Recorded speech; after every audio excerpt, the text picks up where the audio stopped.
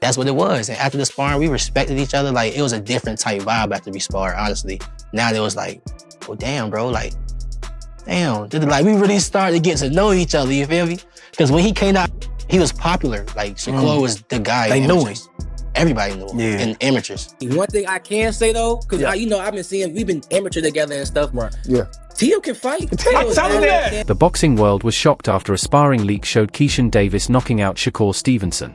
The clip showcased Davis's skill and timing, highlighting the intensity of high-level training sessions. Davis noted that Teofimo Lopez is a formidable fighter, mentioning that he had seen both Stevenson and Lopez during their amateur careers. His observation suggests that while talent is evident on all sides, preparation, speed, and strategy remain key factors in determining who ultimately prevails in the ring. Teo against Shakur playing out, because you want me to tell you the truth, like, this fight could have been the winner's bracket fight. In other words, they're jumping to it, but at the end of the era, it may have been Teo and Shakur, especially if you would never fight Shakur, right? How do you see this fight playing out? I see it playing out, let's say, I see it starting off slow. Okay.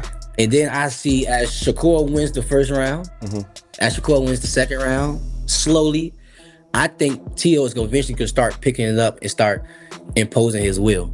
Right. And then, it's just going to go from there. That's how I think. Keyshawn Davis recalled his sparring session with Shakur Stevenson, emphasizing that it was never personal, just purely competitive. He explained that stepping into the ring, he struggled to land clean shots while Stevenson's counters found their mark with ease. Despite the challenge, Davis kept pressing forward, understanding that any hesitation could cost him.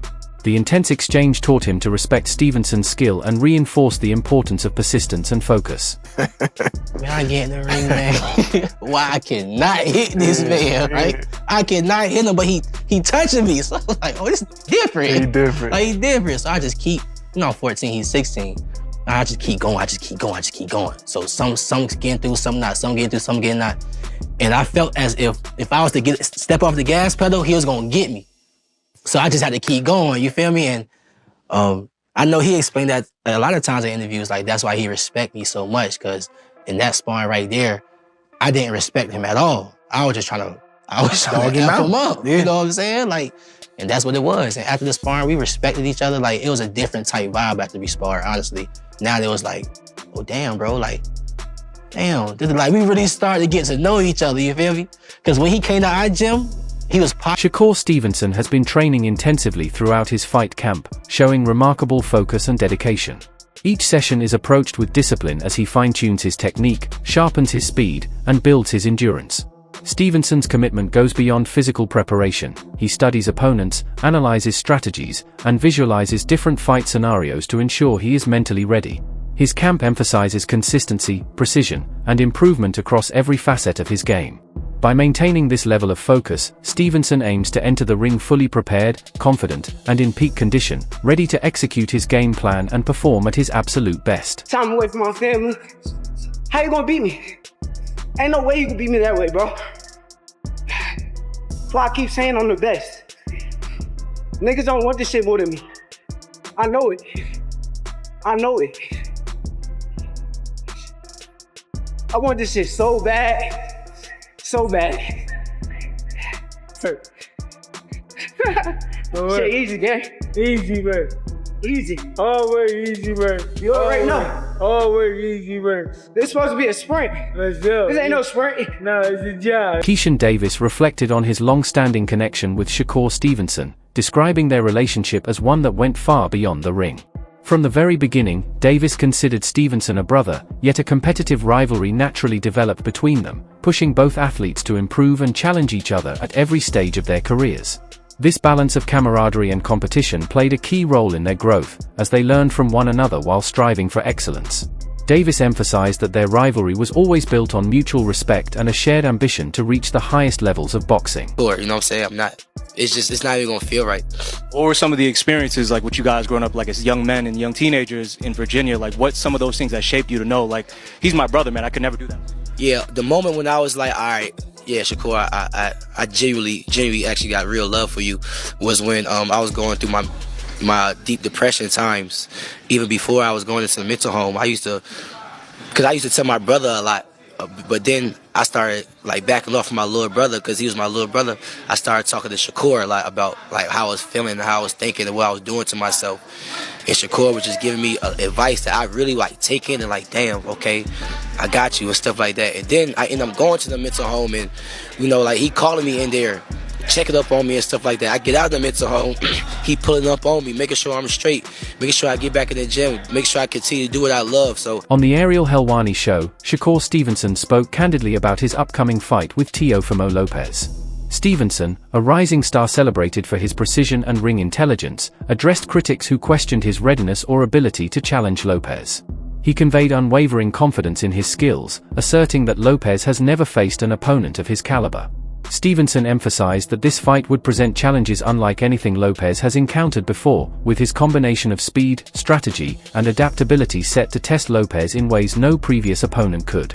He stressed that his focus remains on the challenge itself rather than the hype, showcasing a mindset centered on preparation, execution, and the pursuit of greatness. His remarks reflected not only self-assurance but also a deep understanding of the tactical demands required to succeed against a fighter of Lopez's power and reputation. Stevenson elaborated on the importance of staying true to his style, noting that he does not plan to adjust merely to meet expectations or engage in unnecessary brawls. Instead, he intends to approach the fight methodically, controlling distance, timing, and pacing to exploit any openings Lopez presents. By maintaining composure and applying his boxing intelligence, Stevenson aims to dictate the flow of the match from the opening bell. This approach underscores Stevenson's maturity as a fighter and his ability to prioritize strategy over emotion, demonstrating why he is regarded as one of boxing's most cerebral young talents. How do you think he would do against someone like Terrence at this point? I think he gets knocked out. Can't even hang with him. Yeah, he's too little. Bud is too big for him. Right.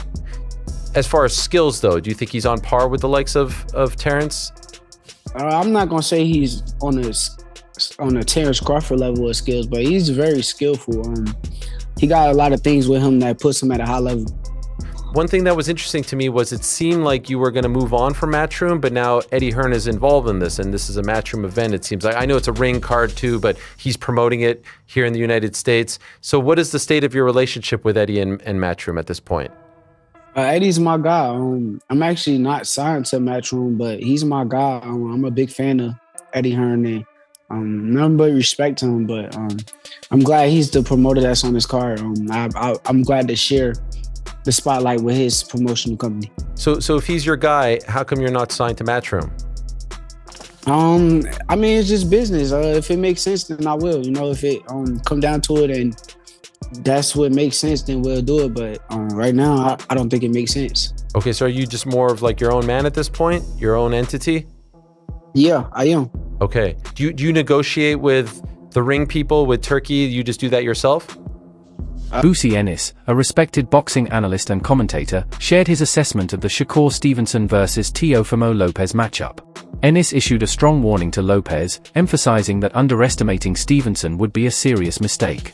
He highlighted that Stevenson's speed is more than just physical quickness, it serves as a critical weapon, enabling him to control exchanges, evade attacks, and create openings for precise counters.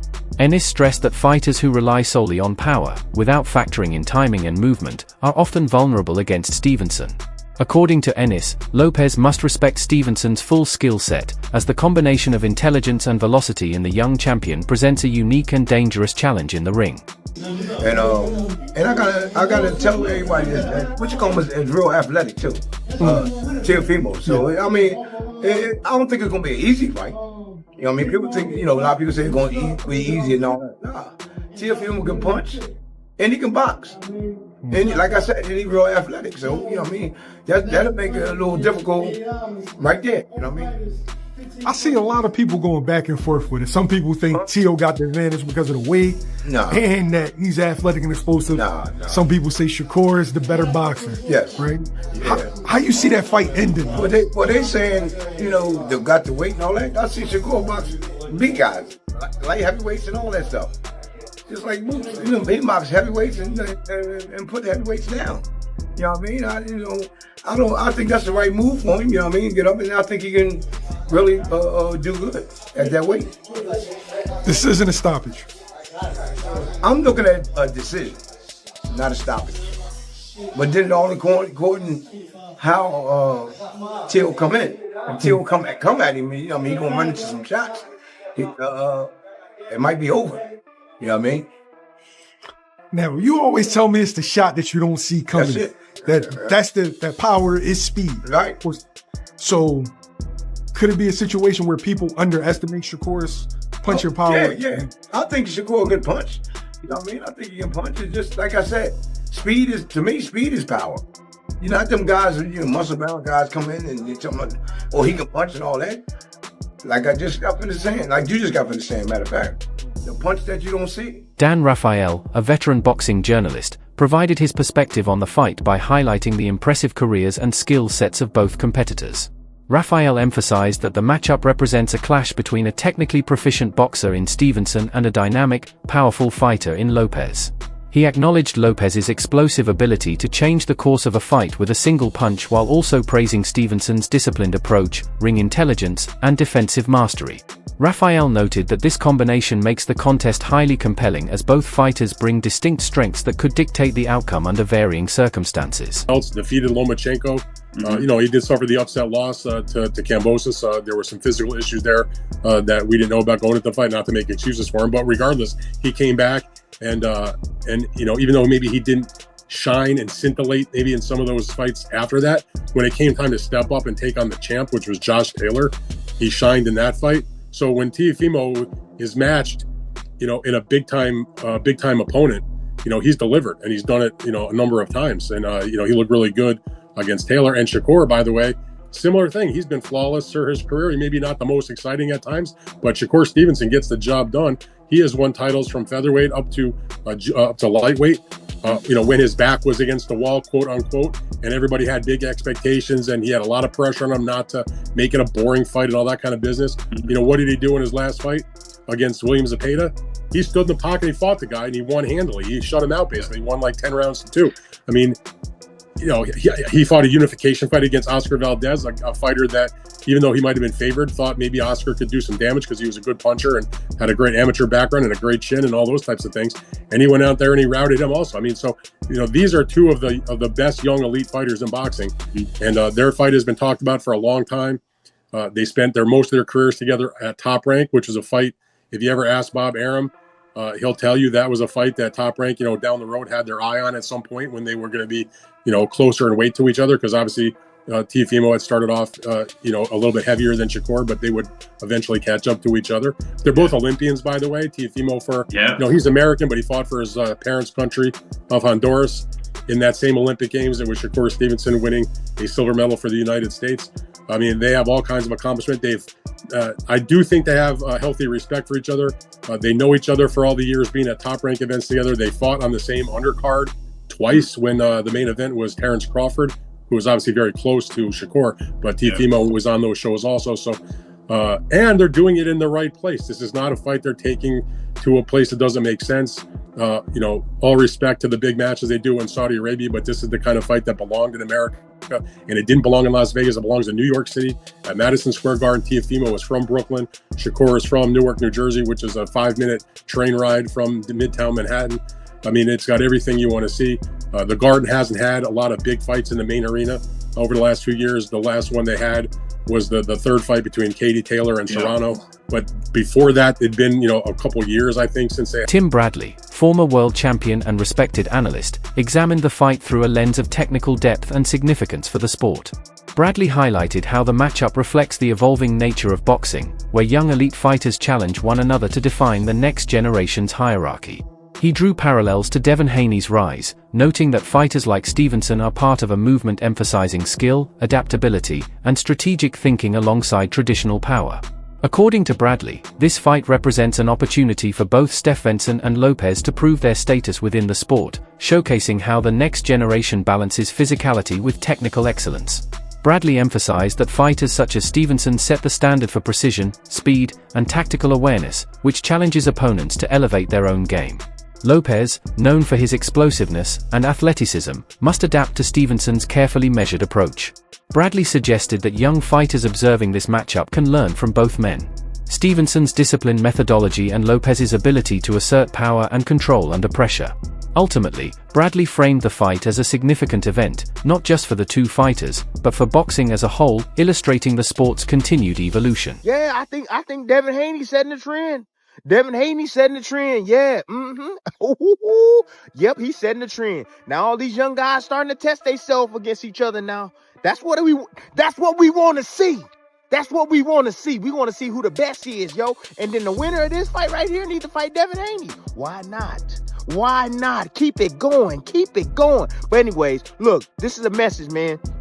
Anybody that's going to be working that hard, y'all better make sure y'all do y'all damn homework. I'm talking about any commentators, any host, anybody. Do your damn homework, man, for real. You know what I'm saying? Because it's not going to be one of them fights where it's going to be rock'em, sock'em, both guys hitting each other and stuff like that. No, it's going to be small, little nuancey type of things that if you don't know what you watching, you can't tell us what the hell is going on. All the fans at home going to be like, what's going on? You know? That they don't have the knowledge that you supposed to have to give us some food for our damn thoughts. So do your damn homework on this, okay?